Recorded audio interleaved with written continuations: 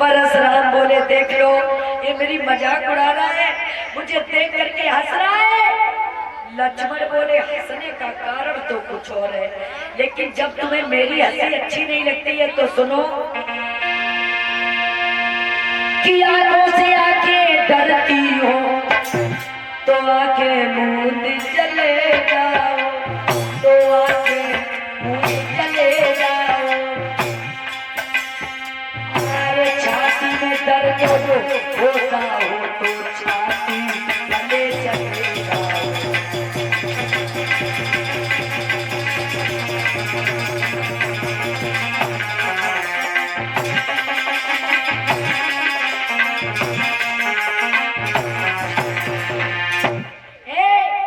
आंखें से आंखें डरती हो तो आंखें मूंद लो, छाती में दर्द हो रहा हो तो छाती सारा के चले जाओ। क्यों?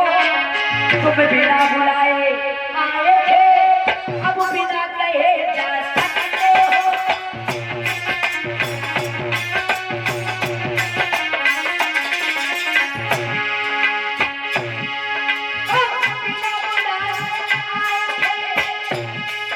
अब बिना कहे जा सकते हो।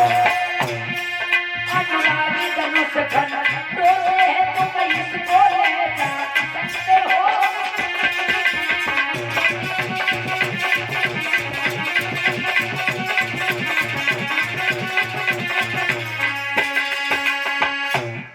तुम बिना बुलाए आए थे, अब बिना कहे जा सकते हो। अनुराग धनुष खंडों से तुम इसको ले जा सकते हो। इतनी बात सुनी फरसा लेकर के पीछे पीछे दौड़ने लगे। अब इस बच्चे को कोई नहीं बचा पाएगा। बीच में श्री राम आए। श्री राम बोले गुरुजी विप्रवन मेरी बात सुनो, आप इस बच्चे पे इतना क्रोध क्यों कर रहे हो? क्यों? हम करें ब्राह्मणों की सेवा, स्वामी धर्म हमारा है।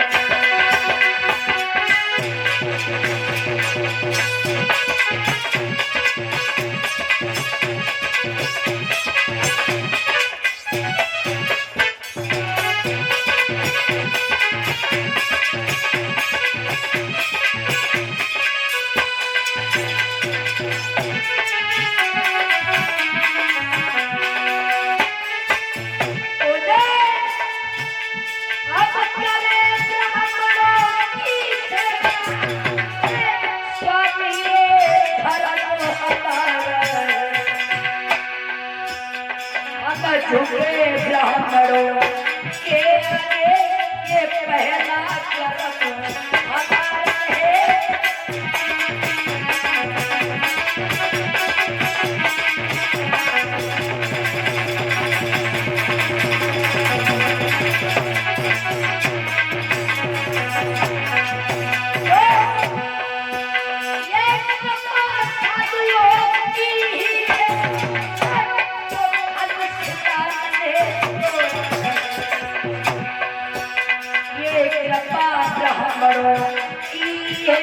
सीता सजनिष्ठा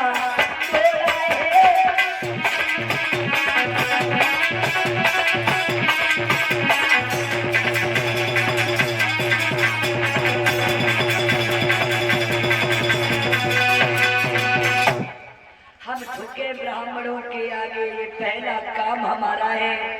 हम ब्राह्मणों की सेवा करते, ये मेरा धर्म है। ये ब्राह्मणों की ही दया है जो धनुष राम ने तोड़ा है, सीता के साथ में रिश्ता को जोड़ा है। लेकिन तुम ये बार बार श्री राम ने जब इतना कहा है तो परशुराम परीक्षित जी कहने लगे सबसे बड़ा अपराधी तू ही है। श्री राम बोले विप्रवर हम क्यों तुम्हारे अपराधी हैं? बोले मैं परशुराम कहलाता हूँ, तू भी तो राम कहता है और मेरा आधा नाम छीन करके मुझे पे अधिकार चला रहा, इस बच्चे से बुरा भला कहलवा रहा। श्री राम बोले नहीं विप्रवर, क्यों? हम राम आप हैं परशुराम। अब कहिए किसका नाम बड़ा होता है? जिसका नाम बड़ा उसका दुनिया में हर प्रकार से काम भी बड़ा होता है। कहा मेरा नाम राम, कहा आप परशुराम, आपका नाम कितना बड़ा है। लेकिन जो यह बूढ़ा फरसा दिखला रहे हो इससे नहीं डरते हैं। बोले तो बोले अपने चरणों की तरफ देखिए। क्या कि वो सुहानी रात भगवान और आज भी मुझको याद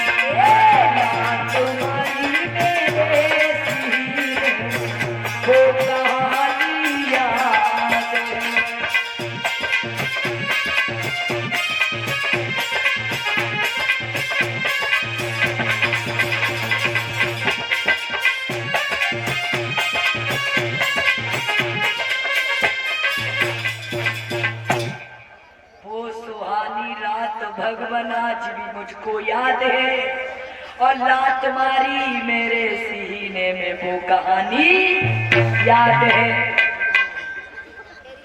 प्रभु आपकी इस फरसे से नहीं डरता हूं।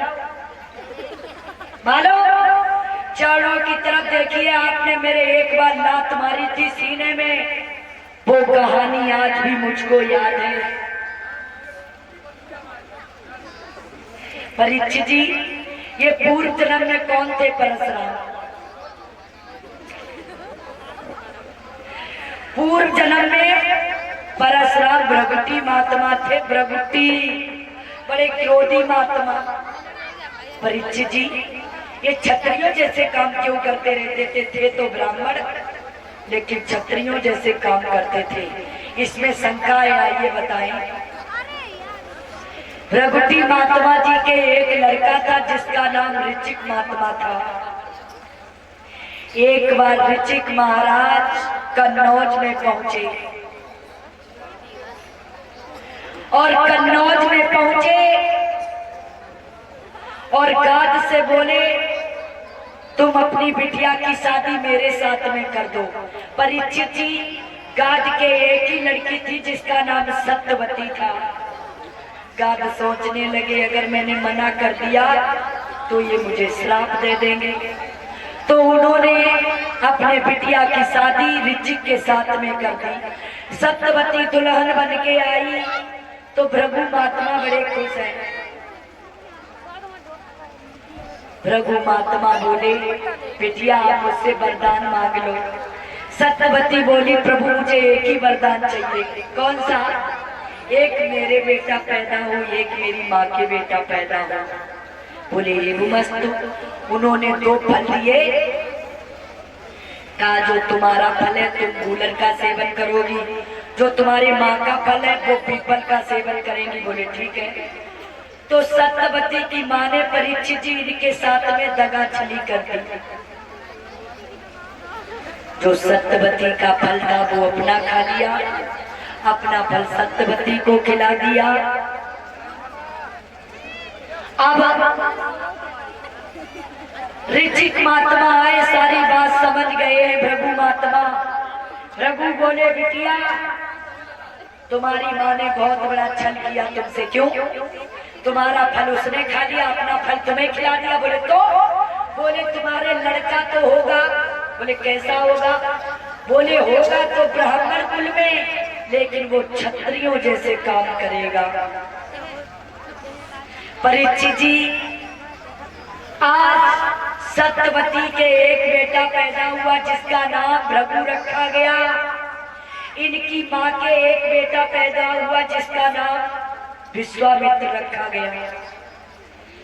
भृगु के परीक्षित जी यही हुए परशुराम। ये ब्राह्मण कुल में इनका जन्म हुआ, लेकिन क्षत्रियों जैसे काम करते रहते थे हमेशा।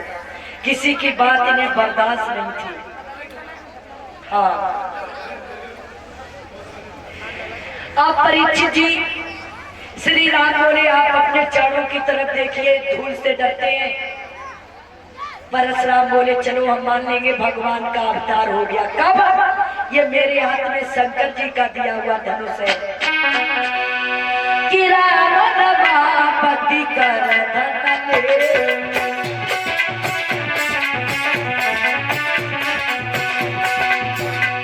अरे की चौचाप कर सन दे,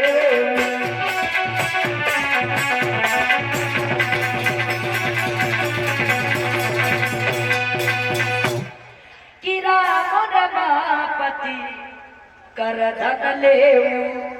हे राम, ये शंकर जी का दिया हुआ धनुष है, तुम अपने हाथों में लो।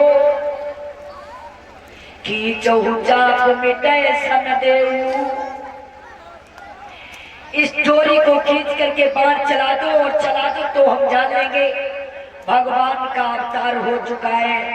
तो उसी समय परीक्षित जी क्या हुआ, श्री राम ने परशुराम के कहने पर वो धनुष को लिया। क्या हुआ कि छुआती चापुआ पर चल गए,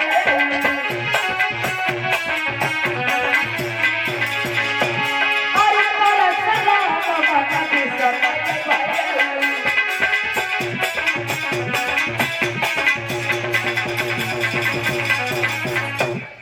कि छुआती चाप आप चल गए। परशुराम के कहने पर श्री राम ने वो धनुष अपने हाथ में लिया, धनुष को छू ही पाया कि अपने आप बाण चल के चल गया। परशुराम मन विस्मय भयउ, परशुराम अपने मन में बड़ी धिक्कार दे रहे, करे अरे भगवान, हमने भगवान को बालक समझ करके पता नहीं कितने गलत शब्द कहे, कितने अपशब्द कहे, क्षमा याचना मांग रहे हैं। वो अपने आश्रम के लिए लौट गए। बोलिए भक्त वत्सल भगवान की। अब ये कथा यहाँ पर पूर्ण हुई। कल राम की बारात सुनाएंगे। राम की